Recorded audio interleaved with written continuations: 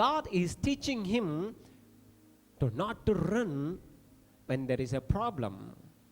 దేవుడు ఆయనకు నేర్పిస్తున్నాడు, పరిస్థితులు తారుమారైనప్పుడు పారిపోవడము కాదు, దాన్ని పట్టుకుంటే సరి అవుతుంది అని నేర్పిస్తున్నాడు.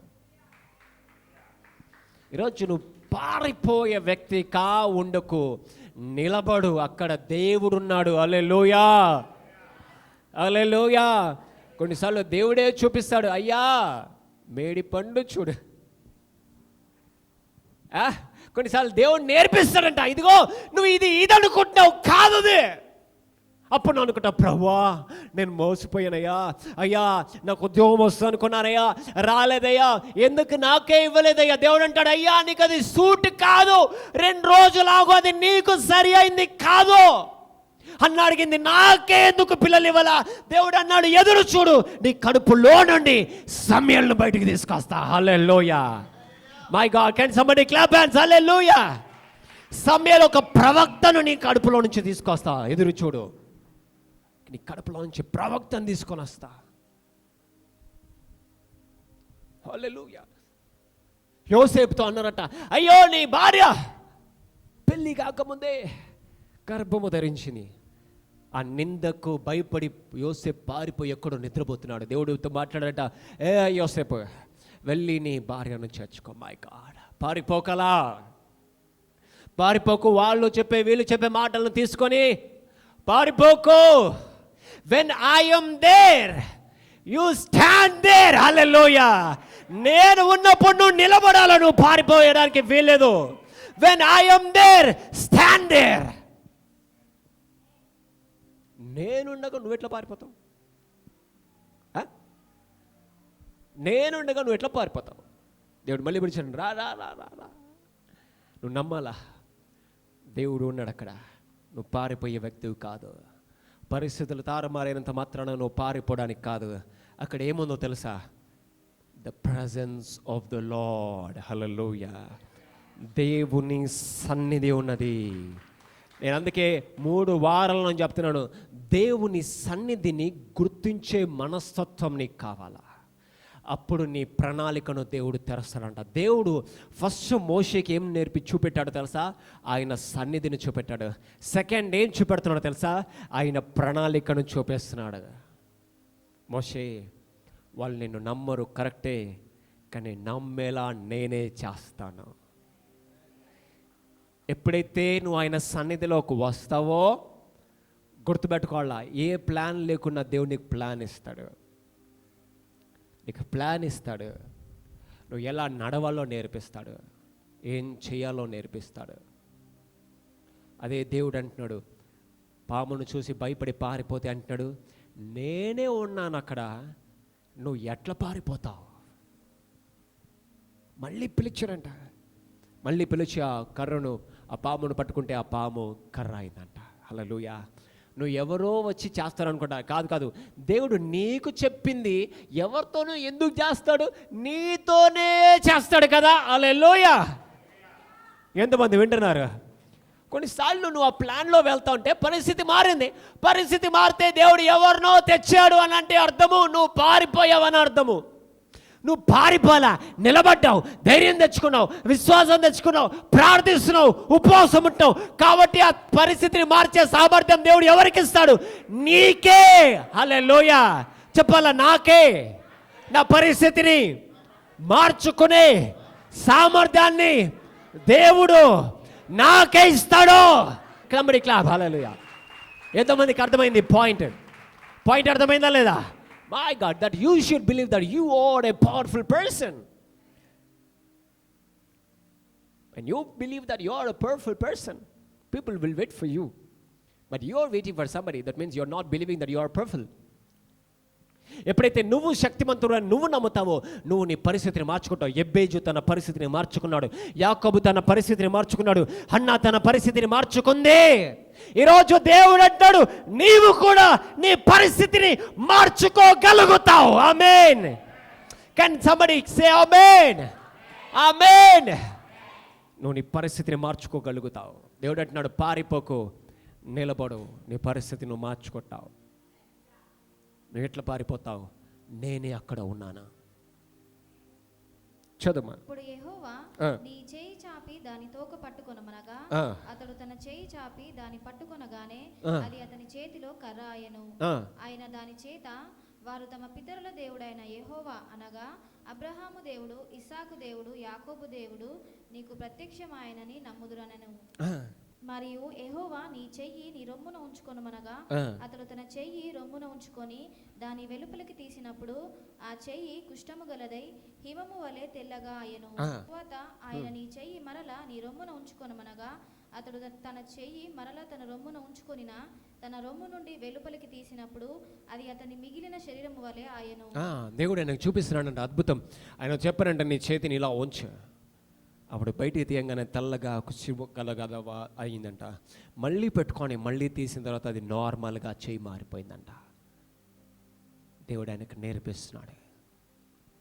మై గాడ్, నీకు నిజంగా నేర్చుకొని అద్భుతము చూడాలని ఉంటే నువ్వు నిజంగా అక్కడ నిలబడతావు, నిజంగా అక్కడనే ఉంటావు. ఒకరోజు వస్తావు, ఒకరోజు రావు, ఒకరోజు ప్రార్థన చేస్తావు, ఒకరోజు ఎక్కడో ఉంటావు, ఒక వారం ఎక్కడో ఉంటావు, నెల ఎక్కడో ఉంటావు. యూనో ఈ లైఫ్ స్టైల్లో నుంచి నువ్వు బయటికి రా. ఈ లైఫ్ స్టైల్ నీకు సూట్ అవ్వదు, నువ్వు అర్థం చేసుకో. నువ్వు చాలా స్పెషల్ పర్సన్వి, నువ్వు చాలా స్పెషల్ పర్సన్వి. కాబట్టి ఇటువంటి లైఫ్ స్టైల్లో ఉండకో. నిజంగా నీ లైఫ్ చేంజ్ అవ్వాలంటే స్టెబిలిటీని, స్థిరత్వాన్ని సంపాదించుకో.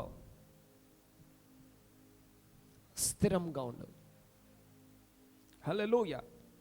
దేవుడు ఆయనతో చెప్తున్నాడు, ప్రభువా నన్ను నమ్మరయ్యా అంటే ఒకటి అద్భుతాన్ని చూపెట్టాడు. మళ్ళీ మాట్లాడుతూ దేవుడు ఆయనకి రెండో అద్భుతాన్ని చూపెడుతున్నాడు.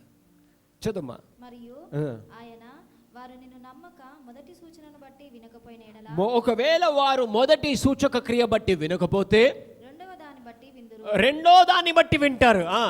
వారు ఈ రెండు సూచనలను బట్టి నమ్మక ఈ మాట వినకపోయిన ఎడల నీవు కొంచెం ఏటి నీళ్లు తీసి ఎండిన నేల మీద పోయవలెను. అప్పుడు నీవు ఏటిలో నుండి తీసిన నీళ్లు పొడి నీళ్ళ మీద రక్తమగ్ననెను. మై గాడ్, హల్లెలూయా. దేవుడు ఆయనతో అంటున్నాడు, ఒకవేళ ఈ రెండు అద్భుతాలతో కూడా నమ్మకుంటే మూడో అద్భుతం చేస్తావు. హల్లెలూయా. మై గాడ్, రెండు అద్భుతాలు చూసి కూడా నమ్మకపోతే వాళ్ళు మూడు అద్భుతాలు చూసి. గమనించండి, నరుని హృదయం ఎంత కఠినంగా ఉంటుందో నీకు అర్థం అవ్వాలి. ఎంతమంది వింటున్నారు ఈ మాట? నరుల హృదయం కఠినంగా ఉంటుంది. కొన్నిసార్లు పరిస్థితులను బట్టో, శ్రమలను బట్టో, లేదా నిన్ను తక్కువ చూపు చూడడం బట్టో. మొదట ఏం చెప్పాను? నీ దగ్గర డబ్బు అన్నీ ఉంటే నిన్ను గొప్పగా, నీ దగ్గర ఏం లేకుంటే చూపు వేరేలా ఉంటుంది. కాబట్టి నువ్వు ఏం సంపాదించాలని చెప్పాను? ఒక ప్రత్యేకత సంపాదించాలి. యవనస్తులారా గుర్తుపెట్టుకోండి, don't just sit idle, create your own identity, లేదా నిన్ను చూసే చూపు మారిపోద్ది. ఎంతమంది వింటున్నారు ఈ మాట? ఏమంటున్నాడు దేవుడు? రెండు అద్భుతాలు చూసినా కూడా నమ్మలేదంట వాళ్ళు. రెండు అద్భుతాలు చూసిన వాళ్ళు నమ్మకపోతే వాళ్ళకు మూడో అద్భుతం చేయి. అది ఎటువంటిదో తెలుసా? ఏటిలో నుంచి నీళ్లు తీసుకొని పొడి నేల మీద పోస్తే అంట ఆ నీళ్లు రక్తములా మారిపోతాయంట. My God, God is showing him miracle. Hallelujah. My God, ఎన్ని అద్భుతాలు మన సంఘంలో చూసామండి. ఎన్ని అద్భుతాలు చూసాం, ఎన్నో అద్భుతాలు చూసాం. ప్రతి ఒక్కరి జీవితంలో అద్భుతం ఉంది. ప్రతి ఒక్కరి జీవితంలో పరిస్థితులు మార్చబడ్డాయి. ప్రతి ఒక్కరికి సాక్ష్యంలో వచ్చింది. ఒక్కటి కాకపోయినా ఒక్కటైనా దేవుడు ఇచ్చాడు. హల్లెలూయా. అయితే ఒకవేళ దేవుడు నిన్ను ప్రశ్నిస్తే నువ్వు ఎంత నిలకడగా, ఎంత స్థిరంగా ఉన్నావంటే నువ్వు ఏం జవాబు చెప్పగలుగుతావు? ఒకవేళ నీ దగ్గర మంచి జవాబు ఉంటే చాలా సంతోషం. ఒకవేళ నీ దగ్గర జవాబు లేకపోతే దేవుడు అంటాడు, నువ్వు పారిపోయే వ్యక్తిలా ఉండకూడదు, నువ్వు నిలకడగా ఉండాలి. హల్లెలూయా, హల్లెలూయా. ఎంతమందికి అర్థమైంది? ఒక అద్భుతం చూడలా, నేను నమ్మట్లా, నేను సేవ చేస్తాను లేదా వ్యాపారం చేస్తాను, నమ్మట్లా, నేను ఎదుగుతాను, నమ్మట్లా. ఏం చేయాలా? నేను నమ్మరు. వాళ్ళ హృదయం అలాంటిది, నిన్ను చూసిన విధానం అట్లాంటిది. నువ్వు కూడా వాళ్ళకి అలాగే కనబడ్డావేమో, నిన్ను నమ్మేలా నువ్వు కనబడలేదేమో. మై గాడ్, నువ్వు దాన్ని కూడా సరే. ఎవరిదా బాధ్యత చెప్పాలి? ఎవరిది? ఇదే. ఈరోజు నిన్ను నువ్వు సరి చేసుకోవడం మాత్రమే కాదు, నువ్వు ఏది ఆపకూడదంట? ఆ అద్భుతములు ఆపకూడదు, నీ ప్రార్థనను ఆపకూడదు, నీ యాత్రను సమస్య చేస్తున్న మాత్రాన పారిపోయి ఆపకూడదు. దాంట్లో నువ్వు కంటిన్యూ అవ్వాలా. దేవుడు అద్భుతం చేయడం ఆపాడా? చెప్పండి, దేవుడు అద్భుతం చేయడం ఆపాడా? వాళ్ళు నమ్మట్లా, ఇంటికి వెళ్ళిపో అన్నాడా? అల్లా దేవుడు ఇంకొక అద్భుతం చేయన్నాడు. అలా ఇజ్రాయేల్ ప్రజల మధ్య ఫరో హృదయం, ఇక్కడనే ప్రజల మధ్య 3 అద్భుతాలు అంటే ఫరో హృదయం చాలా కఠినంగా తయారవుతుంటుంది. ఎన్ని అద్భుతాలు చేస్తాడు తెలుసా ఫరో ముందు దేవుడు, వాళ్ళు నమ్మడానికి. ఈరోజు గుర్తుపెట్టుకో, అద్భుతము నమ్మకాన్ని తెస్తుంది, అద్భుతము విశ్వాసాన్ని తెస్తుంది. అందుకే నువ్వు ఏం చూడాలంట? నీ కళ్ళతో చెప్పాలి. నీ కళ్ళతో నువ్వు ఏం చూడాలా? అద్భుతం. నువ్వు అద్భుతం చూడాలి, నీ కళ్ళు గొప్ప వాటిని చూడాలి. అప్పుడు నీ ప్రార్థన మారిపోతుంట, అప్పుడు నీ ప్రార్థన బలంగా తయారవుతుంట. లేదంటే నా ప్రార్థన ఎలా ఉంటుందో, దేవుడు నా నీకు ఇంకా ఎలా ఉంటుందంటే, దేవుడు నా ప్రార్థన వింటాడో లేదో అనేలా అయిపోద్ది. నా ప్రార్థన చేస్తే అసలు పట్టించుకుంటాడో లేదో అనేలా అయిపోద్ది. చాలామంది ఇలాగే ఉన్నారండి. నా జీవితం ఇలాంటిది కాబట్టి నా ప్రార్థన దేవుడు వింటాడో లేదో అనేలా ఆలోచిస్తారు. కాబట్టి నీ ప్రార్థన బలంగా మారాలంటే నువ్వేం చూడాలి? అద్భుతాన్ని తప్పనిసరి నువ్వు చూడాలి. నువ్వు అద్భుతం చూడాలి. హల్లెలూయా, హల్లెలూయా. మన ఒంగోలులో ఒక యవనస్తుడు పరిచర్య చేస్తున్నాడు. మేము ఒంగోలుకి వెళ్ళాము. ఒక యవనస్తుడు ఆయన పరిచర్య చేస్తున్నాడు. ఆయన వాళ్ళ తల్లి, ఆయన సాక్ష్యం చెప్పాడు మా వాళ్ళందరి ముందు. ఆయన అన్నాడు, ఈ దైవజనుని కలిసిన తర్వాత నా జీవితంలో చాలా మార్పులు జరిగాయి, నా పరిచయంలో చాలా మార్పులు జరిగాయి అని చెప్పాడు. నువ్వు తెలుసుకోవాలా, అద్భుతము నీ పరిస్థితిని, నీ ప్రార్థనని మార్చగలుగుతుంది. నీ విశ్వాసములో మార్పులు తెస్తుంది. ఎక్కడ తెస్తుంది? నీ విశ్వాసంలో, నువ్వు నమ్మే దాంట్లో మార్పును తెస్తుంది. హల్లెలూయా, హల్లెలూయా. ఇంకా వచనము చూద్దాం. రోమీలకు రాసిన పత్రిక 10వ అధ్యాయము 11వ వచనం నుంచి చూద్దాం. ఏమనగా ఆయన యందు విశ్వాసముంచు వాడెవడును సిగ్గుపడడని లేఖనము చెప్పుచున్నది. దేవుడు అంటున్నాడు, ఆయన యందు విశ్వాసముంచువాడు సిగ్గుపడడంట. మై బ్రదర్, సిగ్గుపడాల్సిన పరిస్థితి దేవుడు తేడు. మోషే పారిపోయాడంట, అయ్యో పామైంది, నేను పారిపోయాడు. అయ్యా ఏంటయ్యా ఇలా పారిపోయావు? నేను తలదించుస్తానా? నీ బాధకు గురి చేస్తానా? నేను కృంగతీస్తానా? దేవుడు అంట మోషేను మళ్ళీ తీసుకొని వచ్చాడు. అందుకే నేను ఎప్పుడు చెప్తాను, నువ్వు తప్పనిసరి సంఘములో కనపడాలి. నేను సిగ్గుపడివడానా? నువ్వు అనుకుంటావు ఇది లేదు అది లేదని. లేదు, నువ్వు ఇక్కడ రా, ఆయన నిన్ను చూస్తాడు, నీ పరిస్థితిని మార్చుతాడు. నిన్ను ఎక్కడ అద్భుతం చేయాలో, నీకు ఎక్కడ ఏ రోజు అద్భుతం చేయాలో ఆ రోజు ఆయన చేస్తాడు. ఒక్కరోజు నువ్వు గడిపితే వారములో నీకు రావాల్సింది ఆయన తప్పకుండా నీ చేతిలో పెడతాడు. ఒక్కరోజు, అది కూడా 3 గంటలు నువ్వు గడపడానికి ఇంత ఆలోచిస్తున్నావు. వారమంతా నీకు రావాల్సిందే దేవుడు తప్పకుండా ఇస్తాడు. హల్లెలూయా. చదువుమా. లేఖనము చెప్పుచున్నది, యూదుడని గ్రీసు దేశస్థుడని భేదము లేదు, ఒక్క ప్రభువే అందరికీ ప్రభువై ఉండి తనకు ప్రార్థన చేయు వారందరి ఎడల కృప చూపుటకు ఐశ్వర్యవంతుడై ఉన్నాడు. చూసారా, ఎవరైనా పర్లా, నువ్వు సిగ్గుపడు, ఆయన దగ్గర రా. నేను సిగ్గుపడనివుడు. అంత మాత్రమే కాదు, ఆయన ఎవరికైనా సాయం చేస్తాడు, ఎవరైనా పర్లా. వీళ్ళు వాళ్ళ లేదని ఎవరికైనా సాయం చేస్తాడు. ఎవరిని ఆయన గద్దించాడు,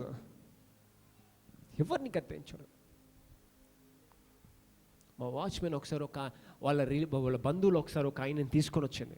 ఆయనకు ప్రార్థన తెలియదు, ఎవరు తెలియదు. మా వాచ్మెన్కి తెలుసు, ఈయన పాస్టర్, ఈయన ప్రార్థన చేస్తాడో స్వస్థత అవుతుంది అని. నేను అడగల, ఆమెను తీసుకొని వచ్చింది. నేను వెళ్ళాను, ఆయన చూసాను, చాలా బలహీనంగా ఉన్నాడు. నాకు ఆయన చూడంగానే తెలిసిపోయింది, నడుము నొప్పి, కాళ్ళు నొప్పి, చాలా బలహీన. ఆయనకు అన్నీ చెప్పేశాను, టప చెప్తే ఆయన లోపల కొంచెం విశ్వాసం వచ్చింది. అవును నిజమే అన్నాడు. అక్కడనే ప్రార్థన చేశాను. అక్కడనే ప్రార్థన చేసి ఇలా లే అన్నాను. వంగాడు, కూర్చున్నాడు, లేచాడు, నడుము నొప్పి పోయింది. వీళ్ళు ఎవర్లా? నీకు విశ్వాసం ఉందా? దేవుడు బాగు చేస్తాడు. ఆయన ఎవరిని గద్దించాడు, వెళ్ళిపోన్నాడు. ఆయన అందరినీ ప్రేమిస్తాడు, దగ్గర తీసుకుంటాడు. నేను అందుకే చెప్తున్నాను, నువ్వు ఆయన సన్నిధిలో అగ్గుపోడు. 3 hours ఇన్ ఎ వీక్, వారంలో 3 గంటల. నాకు ఆ 3 గంటలే పని. మై గాడ్ హల్లెలూయా. నువ్వు చెప్పమంటే 100 చెప్తావు. నీకు అందుకే అవకాశం ఇవ్వను నేను. Don't tell some things when there is లై. అబద్ధం ఉన్నాక దాన్ని నిజం చేయాలని ప్రయత్నం చేయకు. నీకు తెలుసు నువ్వు సమయాన్ని దేవుని సన్నిధిలో వెచ్చించవచ్చు అని. కాబట్టి ఆయన సన్నిధిలో వెచ్చించు నీ సమయాన్ని. నిన్ను ఆయన ఎంత దీవిస్తాడో నువ్వు జ్ఞాపకం తెచ్చుకుంటా. ప్రభువా, నన్ను ఎక్కడి నుంచి ఎక్కడికి తీసుకొచ్చావు? దావీదురాజు ఏమంటే తెలుసా? నన్ను ఇంతగా హెచ్చించుటకు నేను ఏ పాటి వాన్నయ్యా? హల్లెలూయా. నువ్వు గుర్తించాలి నిన్ను ఆశీర్వదించే చోటు. మై గాడ్, నా యవ్వన కాలంలో 5 గంటలకు లేచి 6 గంటలకు ట్రైన్ ఎక్కి 10 గంటలకు హైదరాబాద్లో సర్వీస్లో ఉండదండి. ఎవ్రీ వీక్ 2 years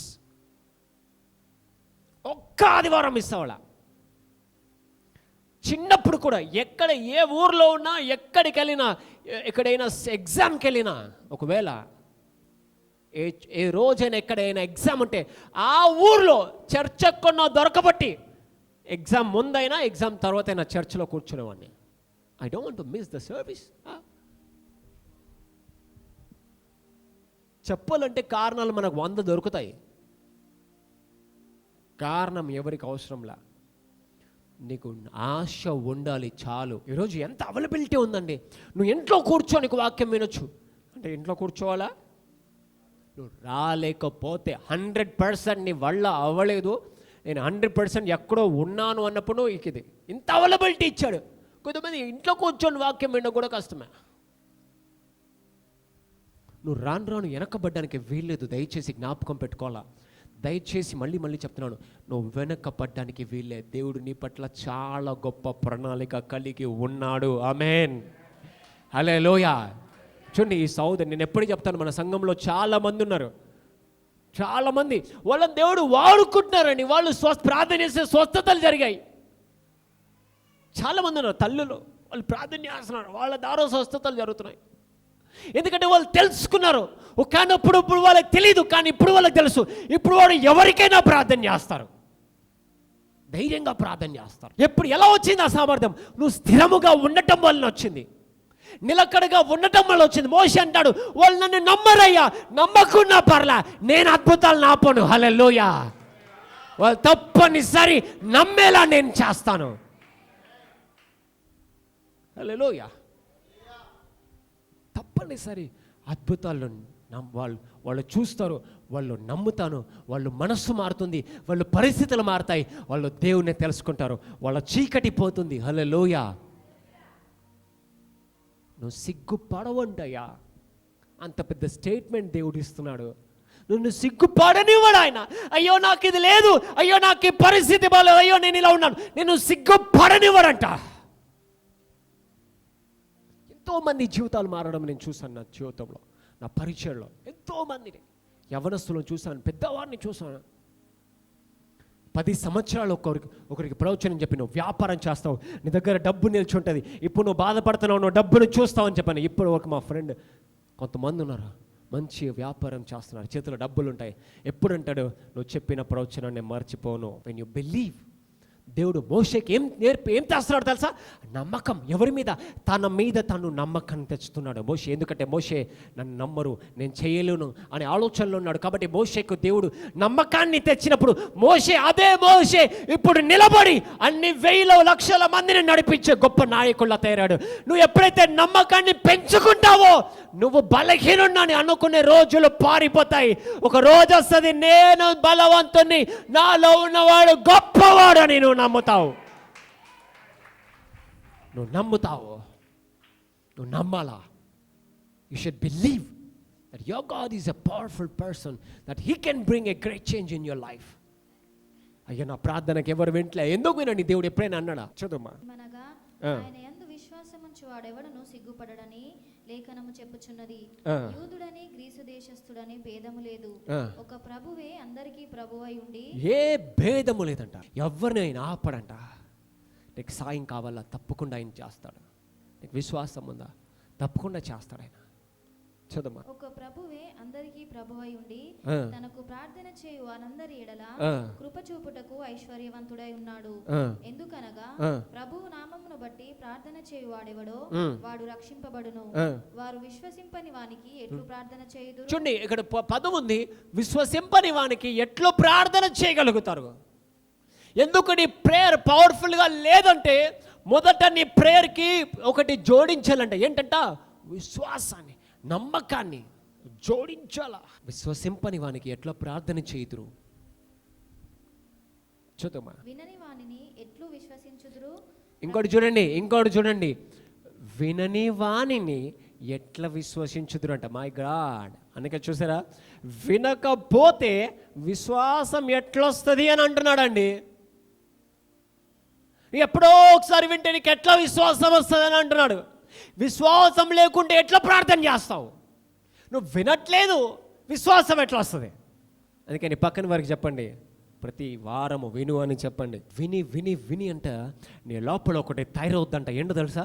విశ్వాసం అనేది తయారవుద్దంట. తయారయ్యినప్పుడు నీ ప్రార్థన ఎంత పవర్ఫుల్గా మారుతుందంటే నీ ప్రార్థన మామూలుగా మారదు ఇంకా. హల్లెలూయా.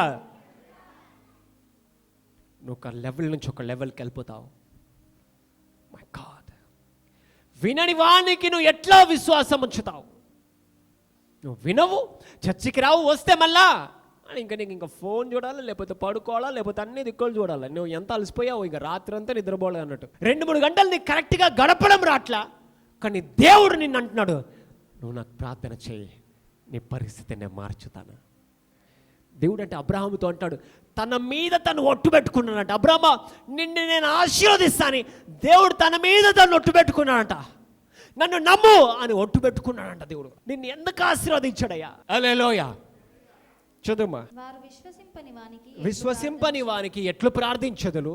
వినని వానిని ఎట్లా విశ్వసిస్తావు?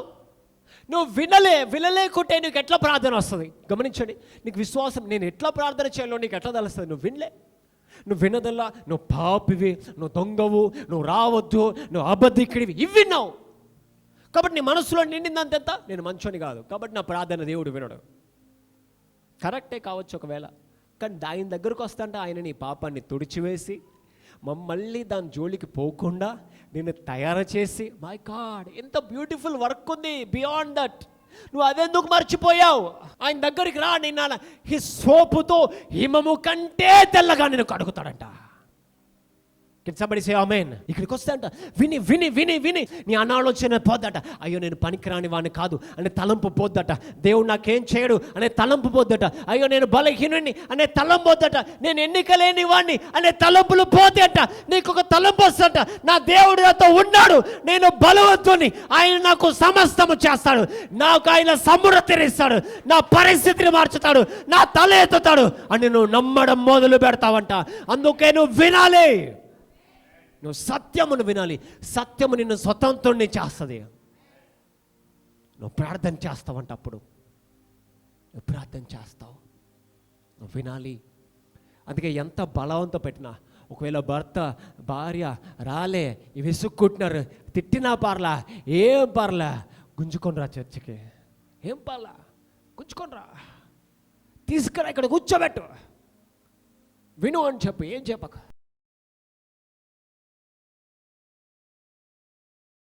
మీ శరీరంలో ఇక్కడ బలహీనత ఉన్న చేతులు ఉంచండి, ప్రార్థించండి. ప్రభువా నన్ను స్వస్థపరచు, ప్రభువా నన్ను బలపరచు, ప్రభువా నీ కృపను నా ఎడల చూపు అని ప్రార్థన చేద్దాం. దేవుడు నీ ఉద్యోగంలో మార్పును చేస్తాడు, నీకు మంచి రాబడినిస్తాడు, నీ దుఃఖమునైనా తొలగిస్తాడు, నీ వ్యాపారాన్ని ఆయన గొప్పగా నిర్మిస్తాడు, నీ కొరకు మంచి రాబడిని ఆయన ఇవ్వగలుగుతాడు. అడుగు విశ్వాసముతో, ప్రభువా నా స్థితిగతులను మార్చువాడా నీకు స్తోత్రం ప్రభువా. నన్ను స్వస్థపరచువాడా నీకు వందనాలు అని చెప్తామా. నీ ఎముకలను మాంసమును కండనరములో ఆయన బాగు చేయగలుగుతాడు. ప్రార్థించు. ప్రభువా, నా చదువును, నా ఉద్యోగాన్ని, నా వ్యాపారాన్ని నీ చేతిలో పెడుతున్నానయ్యా.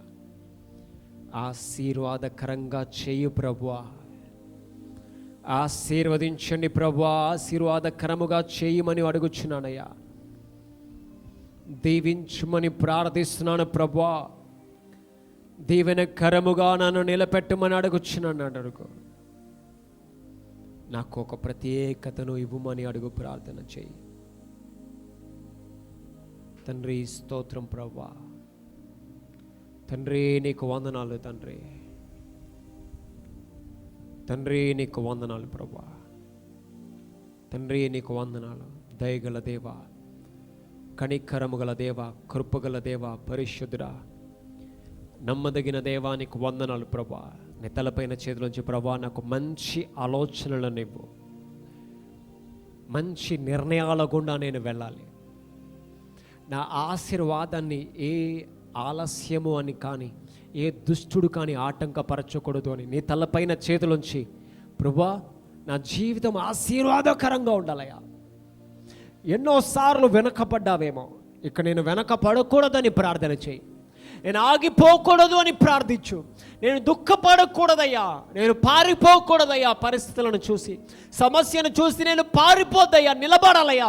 నువ్వే నాతో ఉన్నావు, నీకు వందనాలు అని చెప్పు. నువ్వు నాతో ఉన్నావయ్యా. నన్ను బలపరచు ప్రభువా.